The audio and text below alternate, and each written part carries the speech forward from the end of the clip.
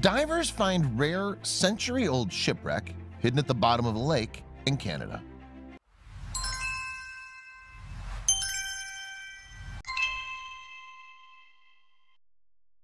In 1928, a steamboat vanished after encountering a violent storm while transporting passengers and goods on Lake Huron. For decades, the terrifying tale has been shrouded in mystery. However, answers are finally being uncovered 90 years later after shipwreck hunters discovered the doomed ship on the bottom of the lake. In June of 1888, the SS Mikasa arrived in Hamilton, Ontario, after being built that very same year by William Hamilton and Company in Glasgow, Scotland. The steamboat was originally 155 feet long and just 24.1 feet wide. Because it was meant to transport people, the ship was also built to be fast.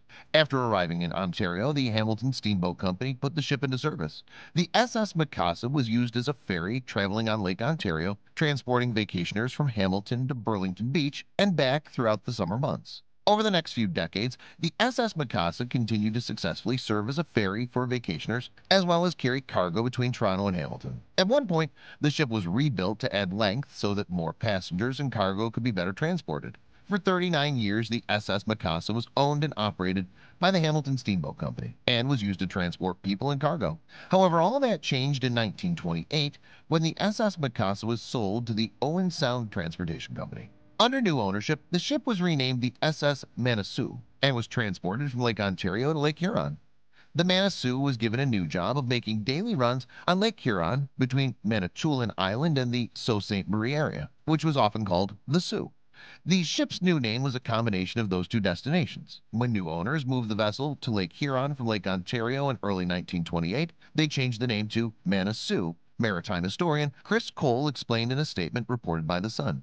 During its first season under new ownership, the ship was having great success. However, that success was quickly forgotten because of what happened during a trip in early September 1928. According to records, the ship was supposed to be transporting cargo from Canada's Manitoulin Island. Then the 178-foot ship had been carrying 21 crew members and passengers. It had also been carrying a cargo of 116 cattle and a pristine 1927 Chevrolet coupe. In total, the cargo had been loaded onto the ship was estimated to weigh about 60 tons. The cargo of cattle and the Chevrolet coupe belonged to Donald Wallace, who had also been a passenger on the ship. After purchasing the cattle, Wallace planned to transport the herd from Manitoulin to the mainland.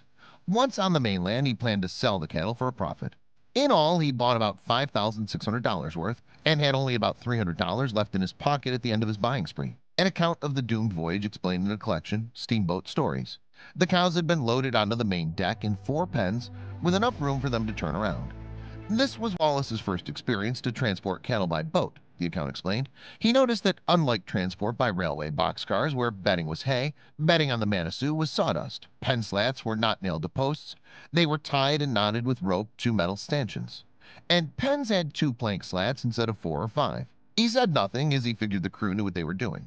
The ship and the precious cargo left Manitoulin Island on September 14, 1928. It headed for Owen Sound, but tragically the ship encountered a bad storm. In the windy conditions and large waves, the boat started leaning too far to one side and rapidly sank at 2 a.m. on September 15.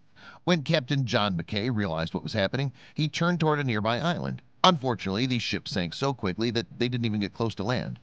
The events that followed happened within approximately 3 minutes. Firstly, the captain, realizing that something was very wrong, sent the first mate below to find out what was happening. A local newspaper explained in 1928. Before the mate got back on the bridge, the captain had swung the wheel towards land, hoping to beach the ship on the island, the article explained. Before any headway was made, however, the engine stopped. Water pouring into the engine room had put out the fires. The mate, on getting back on deck after seeing that the ship was doomed, ordered the lifeboats lowered. Only 1 lifeboat was lowered before the ship sank. Tragically, only the captain, 4 sailors, and 1 passenger, Donald Wallace, escaped and survived. The group was then forced to drift in the life raft for 60 hours before being rescued by a passing steamboat. During that time, one of the survivors, Chief Engineer Thomas McCutcheon, died from exposure to the elements. Soon after the ship sank, rescuers attempted to look for survivors. No quest devoted to saving of human lives was ever carried out more unselfishly and more faithfully. Local historian William Fox wrote in 1952, "To the deep regret of all who were engaged in it, not another survivor of the disaster was found." For decades after the wreck, the shipwreck had been shrouded in superstition. Until recently, the ship's location has even been a mystery. In 2018, however, maritime historian Chris Cole and shipwreck hunters Ken Merriman and Jerry Eliason discovered the ship 200 feet below the surface. For the last 90 years, the ship has been left untouched at the bottom of Lake Huron, off the coast of Griffith Island in Ontario. While no animal or human remains were found, the car that had been loaded onto the ship was still intact, although now covered in mussels. It's very rare to see a car, an automobile, on a shipwreck, Cole said. The very unique thing about the wreck of the Manitou is that it sits at the lake bottom at the very same dramatic angle at which it sank, Merriman said. The stern is embedded up to its railing in the soft bottom, while the bow points up toward the surface, rising high above the lake bottom. Now, there are a couple of theories as to why the ship sank. The first is that the Manitou was cursed once it was renamed by its new owners. There's a long-held superstition among sailors that if someone changes the name of a ship, that person and/or the ship will encounter bad luck. The shipwreck hunter said in a statement. Under its new name, the vessel lasted less than 1 year before sinking with tragic results in September 1928. The Manitou proved to be a classic example of the bad luck that will plague a vessel after its name's been changed. The other possible explanation for the ship sinking had to do with the fact that it had become less stable, even in calm waters, after the extension was added to the ship.